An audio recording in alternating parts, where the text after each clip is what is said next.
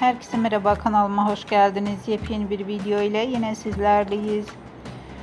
Kanal 7 ekranlarının sevilen günlük dizilerinden olan Kan Çiçekleri dizisinin güzel oyuncusu Yağmur Yüksel'den yepyeni görüntüler geldi. Yağmur Yüksel birbirinden muhteşem görüntüleri sosyal medya hesabında yayınladı.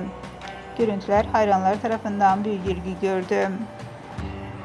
Fotolara ve video görüntülere kısa sürede binlerce beğeni ve yorum geldi. Biz de bu görüntüleri sizlere sunuyoruz. Umarız videomu beğenirsiniz.